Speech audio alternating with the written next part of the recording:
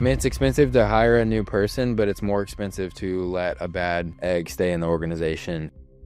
Every piece of value you put on the low side, you devalue the high side. Nothing kills a high performer like mediocrity being tolerated. If you're doing $50,000 a month, you need to be doing surveys in your business to figure out what's going well, what can you improve on. If you can spend a little bit more money on the hire and it's someone that's already good at the thing, let them be good at what they're good at. The bigger the business you get, you don't have time to retrain. If you do have to retrain them, our SOPs aren't where they need to be. If you are somebody that says, I have to sell PIFs because no one sticks with the recurring, you have a bad product. If your close rate is below 40%, you're probably not the best closer. I will say the happiest that we see coaches, like the best life to profit to business work hours ratio is typically at 50K.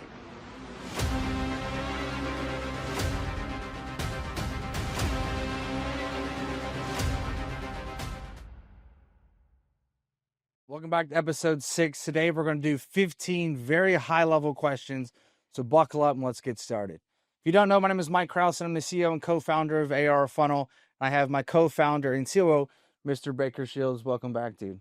I'm ready to get into this. We first started this with 15 questions, and I just felt like it was speaking to the beginners. I was like, hey, let's actually take it up a notch. Let's speak to some real big-time coaches, so I'm excited to dive in. Cool. Let's get it. All right, question number 1. At 50K, okay, this is a question on first move when you hit 50K. Should you plan out your meetings better, or should you work on keeping more clients? Retention. What's your answer here? I would say the first thing you need to do, typically, if you're the typical coach that gets to 15K, we usually see a massive hole in retention and keeping clients inside of your business at 50K. And that is typically just scaled up from the 25K range. So I think it's way easier to just keep more people inside of your business. So I would focus on that problem. The funny part is that problem is probably going to be solved by having better communication with your team and training them better, which is typically done on meetings. Yeah, the meetings with your assistant coaches, with your closers, with everybody, you're just trying to get your business to operate better. So obviously retention is how you keep making 50K months, and it's how you continue to scale. If you have a very high turnover rate or you're not tracking those numbers, that's usually the number one thing, is that we're at 25, we're doing good, we feel like we got a good grasp on the business, something pops off, we get a good 90-day streak, ads pit, something happens. Now we're at 50K, we're worried about the onboarding, we're excited, it's fresh, sales is sexy, retention isn't, and so we don't track any of those things. So making sure we're tracking it through meetings allows us to see, hey, what is our retention rate? How many people are quitting per month? I do think retention is more important. You don't have to have meetings to focus on retention if you're tracking your numbers, but the meetings help if you have a team.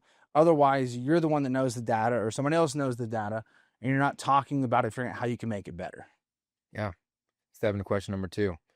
Your first hire at that level. Should it be an ops manager or a second assistant coach?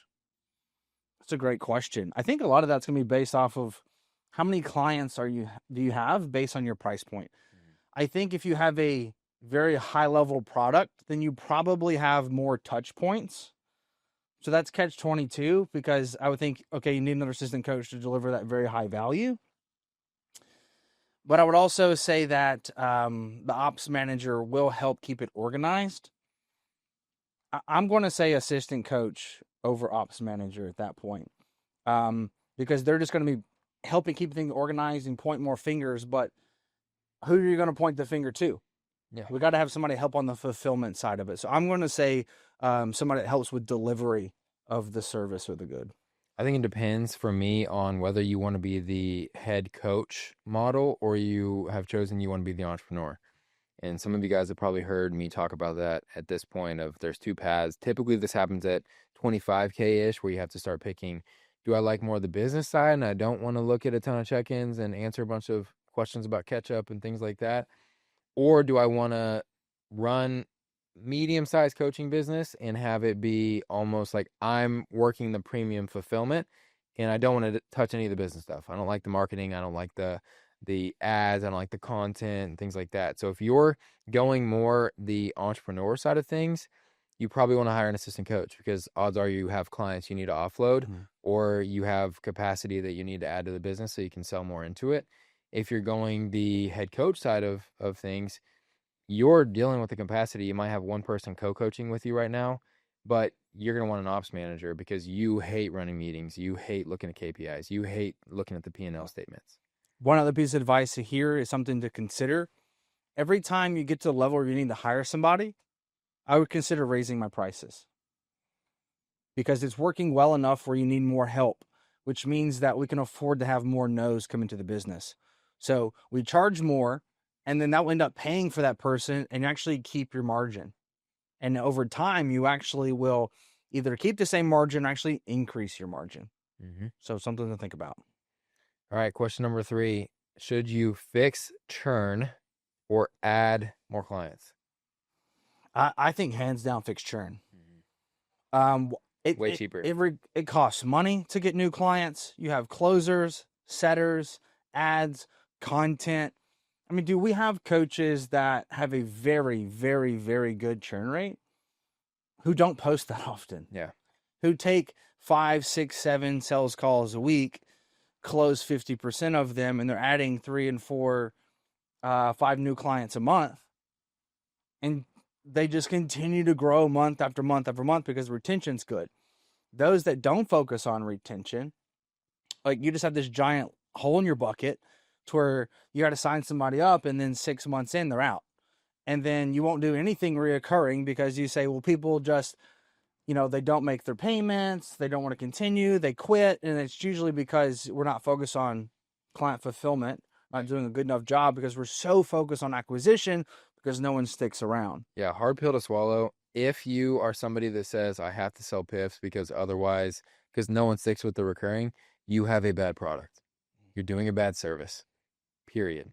That's the only reason people are quitting. That's It's a not hard like, pill to swallow. it's not just the type of person that you have. They have to come in and go all in. No, you have a bad service, period. You need to look at fulfillment. You need to fix the leaks in your bucket and make it worth somebody justifying paying more to stay the next month. And it's not always that you're a bad coach. Like, let's get really clear on defining like why your product isn't good. It could be just simply lack of touch points. Mm-hmm. It could be I said bad product versus bad coach. right. Because you can be great, but maybe you're not a great teacher. Yeah. If you can't get them to be compliant, that's not a coaching problem. That's a teaching problem. It's not an education problem. It's that you can't get them to understand the education which you're trying to tell them, because you can know macros in and out, but if you can't get them to track them, then that's a teaching problem. So focusing on, I think it's just listening to the client versus getting upset they're not doing the thing. Well, understanding customer journey too, because if you only communicate with this client via Google Sheets once a week and email once a week, what do they have? Like that takes an extremely dialed in, like bodybuilding competitor type of person to be able to just live and be sustained off of that communication alone. Just a checklist. Yeah, most people need a lot more than that to be successful and to stay dialed in and to be held accountable. So it's a journey problem more than anything. Yeah. Usually. I think a lot of people pay for proximity, not the program. So you can have an amazing program, but really they're paying for a community. They're paying for how they can talk to you. They're paying for accountability and support and all the things essentially attached to that. So I think just focusing on hearing the person out, providing surveys. Like if you're doing $50,000 a month, you need to be doing surveys in your business to figure out what's going well. Ask the question, what can you improve on? What does that client want to see more of? Then you're just instantly going to have better retention because you're actually listening to the client instead of blaming the client. Mm-hmm. I think the number one thing that gives the coach the least amount of stress is actually when we stop pointing the finger and actually start asking like, okay, so what can I make better about what I do? Yeah, I 100% agree with you on that one. It's definitely fix churn. Fix the leak in the bucket first. Okay, next we've got, should you document systems yourself or hire someone to build them?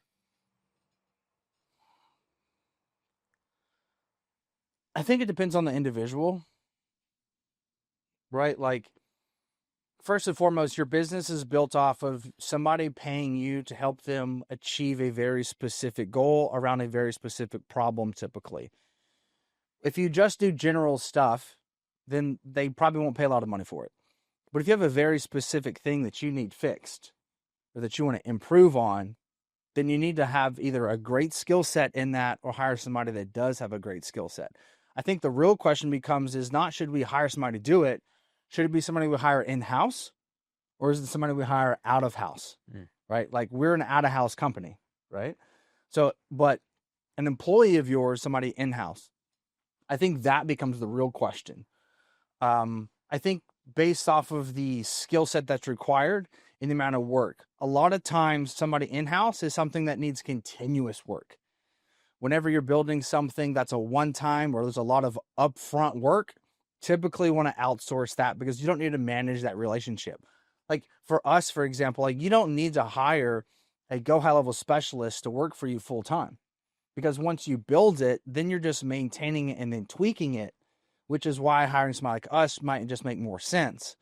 So I think that's the real question for me. Yeah. I think for me, it depends on were you really good at the thing or not. Because if you're a really bad closer and you're trying to hire a closer, I wouldn't document your SOPs on closing because you don't like closing and you're not good at it. Yeah. So it just depends on the thing. If you were really good at it, but you're just at a point in your business where you need to be out of it to focus on other things, document the system that you've been doing to be elite at that thing and show someone else what elite's at looks like and then let them do it. Versus if you can spend a little bit more money on the hire and it's someone that's already good at the thing, let them come in, let them build the SOPs, let them be good at what they're good at. And that's going to be a way easier puzzle piece to make fit in your organization versus you trying to document something you're not even good at, you don't even know enough at, and having somebody new, brand new, try to figure out how to decipher that and make it actually work. Yeah. A great example is like if you have over 100,000 followers, you're really good at content. Yeah. You can actually have people help you because you know exactly what it is you want. If your close rate is below 40%, you're probably not the best closer. That might be something that we hire out so that you can focus on what it is you are good at, whether that's fulfillment, closing, coaching, etc. Okay, you're going to love this one. Start low ticket group coaching now or add more one-on-one clients. I don't like low ticket. We, as a company, if you hear anybody in our company tell you to do a low ticket. Yeah, and we have a few people that do it, don't get me wrong, but I need you to have a collection of followers that has 2 commas in it. Like I need you to have 1 million plus collective followers between YouTube, TikTok, Instagram. And also note, like, you're not going to make as much money oftentimes as somebody that is doing one-on-one. You will do a lot less work. You will have a very high churn rate. Yep. Think of it like this. We want somebody to produce results. And just so we're clear, I don't think low ticket works mostly for fitness. You're a Daniel Lynn Bailey, right? Someone has a massive following. You're providing one very specific thing like workouts. But when you're doing low ticket and you're focused on nutrition, it's not going to happen. Like, you want me to go change my entire life and follow this group model where you provide some guidelines for the price of Chipotle? Like, I just swiped the card. I don't even see how much it costs. And you want me to change my life for the next 30 days for the price of a bowl? Like, it's just not going to happen. But if it's a few $100s or I give you something that has a comma in it, I'm probably going to go, well, let me take it serious because I've got something really invested into it. And so if you're not concerned about churn and you have a ton of followers and you're just going to it's basically this burn and churn. You get them to buy something, they quit. But typically after 90 days, they're gone. And so you don't have unlimited people to sell to. And so you're in that business right now. You say you're doing 50,000. You're like, dude, I'm just I feel like I'm really tapped out. And I'm like, hey, that's normal. It's working so well. You're crazy busy. So why does the concept need to be, let me change everything that's working and do something completely different? You're going to start selling to people that would buy one-on-one, something low ticket, and they're going to be like, this product sucks.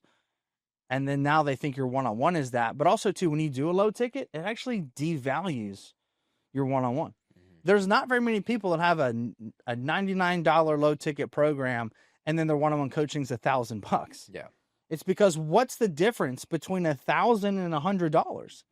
Either this program is garbage, or I get 2 calls and I go, I'm paying $500 an hour for a call on fitness coaching. That seems really expensive because the gap is too big. And so we try and low ticket to provide as much value as possible to get them to sign up without having the sales call. But every piece of value you put on the low side, you devalue the high side. Yeah. Yeah, I think a really unique way that somebody can implement one-on-one, if and only if, important caveat, your one-on-one fulfillment is, or implement low ticket, excuse me. If and only if your low ticket, your one-on-one is at or close to capacity. If your one-on-one is at or close to capacity in a spot where you really like the revenue that's coming in, where that's currently at, a way to implement your low ticket without cannibalizing the one-on-one is by using it as a last resort, very last resort after they've said no twice, downsell on sales calls. And most importantly, as a graduation offer, continuation offer to your current clients that are graduating out of your program. Yeah. And even then, that's after they say, I don't want to continue. Exactly. Yeah. After they say they don't want to continue with one-on-one, you're exactly right. So then that can make a pretty good little bump in MRR. And you can also often use in the graduation case an assumed close there. You can say, hey, I know you are graduating. I know you're done. I know you don't want to continue in the one-on-one aspect. So what we'll do is, if you're cool with it, we'll use a card on file and we'll just shift you right into our community. And like we talked about last episode, shifting in a community, we want you to take on a mentorship or a leadership role here. And you're going to be kind of a moderator or a mentor here because you've already been through everything that these people are going to be asking about. Like if you're doing the 50,000, think about it like this. You've got the 50,000, you're extremely busy, you're very overwhelmed at this point. Instead of changing the entire model, why don't you just hire somebody to take on assistant coaching or another assistant coach or a closer to remove the thing that's taking so much of your time? And you don't have to reinvent the wheel. You don't have to change the entire business model. You don't have to rework the entire funnel. You just simply pass the person off as soon as the cash is collected. It becomes so much easier to make a transition that allows you to continue to scale. Cool. Next question. Which one is more important to implement? A weekly leadership meeting or a daily sales huddle? I'm going to take daily sales huddle. I agree. I think the more you can review how many people are reaching out to, how many new followers are we getting, how many conversations do we have, how many book calls, how many calls did we have, how many people did you pitch on the call, cash collected. You can now track your closing rates, your show-up rates, all these things. You can essentially make a 2%, 3%, 5% increase, and the business gets completely changed versus we do a one-touch meeting a week. We really don't have a pulse on the sales. It's just kind of like an overarching meeting that doesn't actually move the needle in the business. It just talks about where we want to go versus the daily meetings actually implement the things that help us get to where we're trying to go. Yeah. And at 50K, you might have 3 employees. You might have like maybe 8 top end.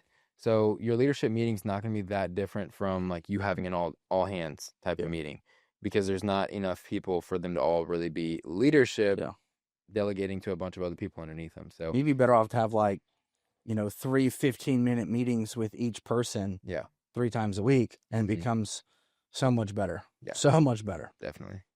Same page there. Okay. Should you optimize at 50K for a great life and profit margin, or push through the chaos to 100K? I'll let you answer that one.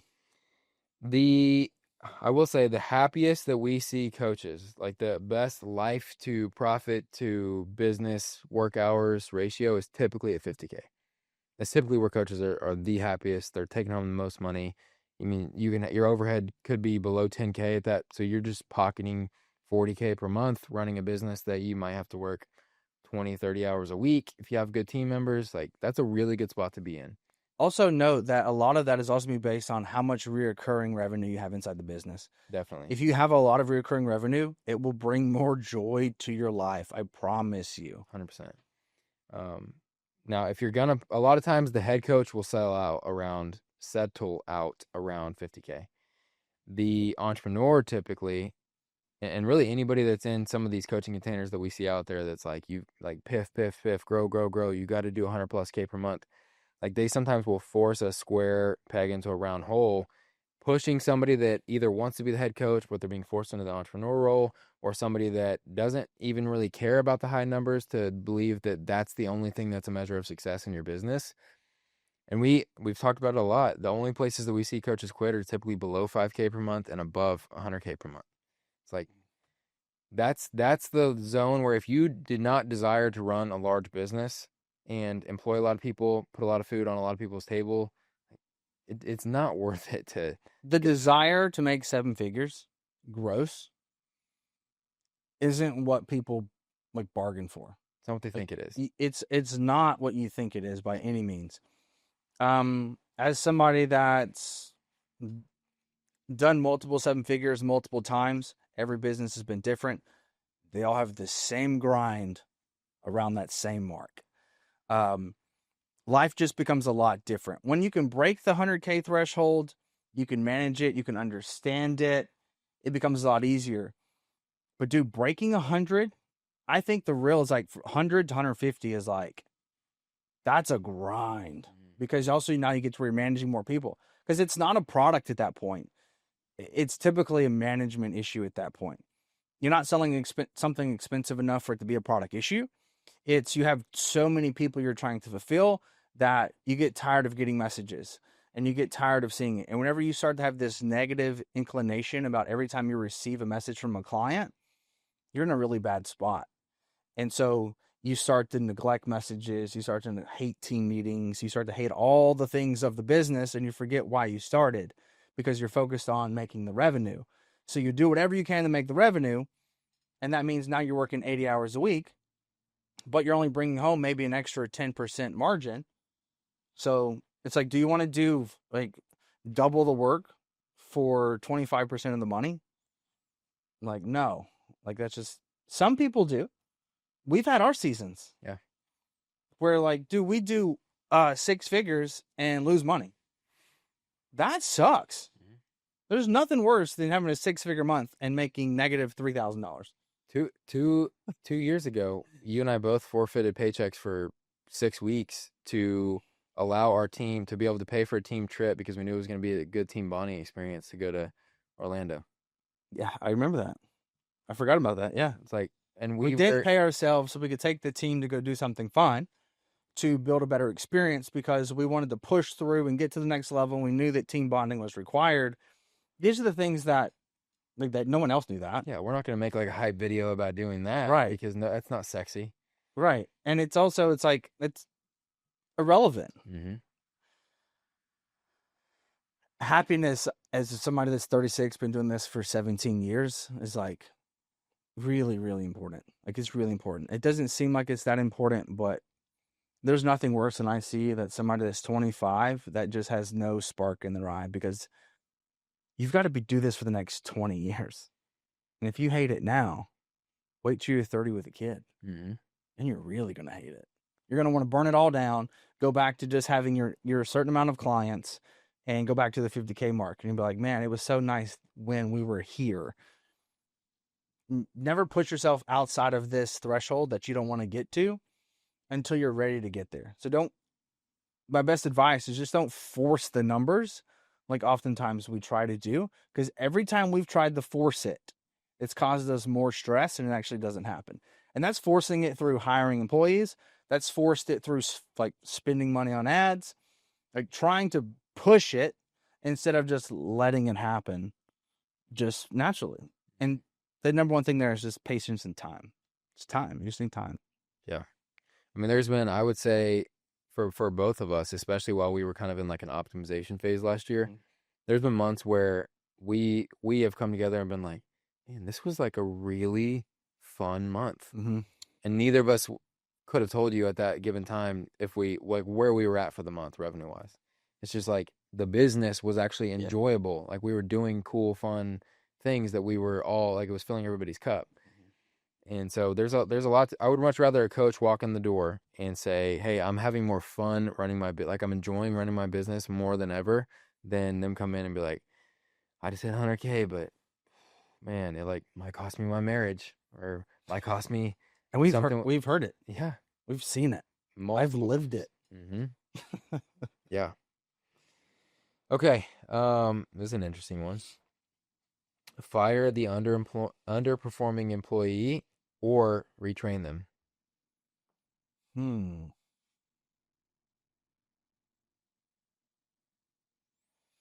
I think depending on where you're at in the business and the potential in the person, the bigger the business you get, you don't have time to retrain. If you do have to retrain them, our SOPs aren't what they need to be. And so as you grow, you're going to realize that you have less time to hold people's hands, and you start to just go from C players to B players to A players. And so you'll know it when you have an A player, and you'll be like, dude, how do we find more people like this? Mm-hmm.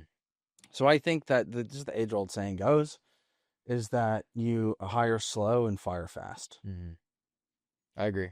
I agree. I think it's really, I mean, it's expensive to hire a new person, but it's more expensive to let a bad egg stay in the organization and start to poison and seep into other areas. That's the reality, especially when you have like any type of culture that you pride yourself on or you're trying to build. Yeah. It's everybody else sees underperformance, and I think I have this frame that I came up with was nothing kills a high performer like mediocrity being tolerated.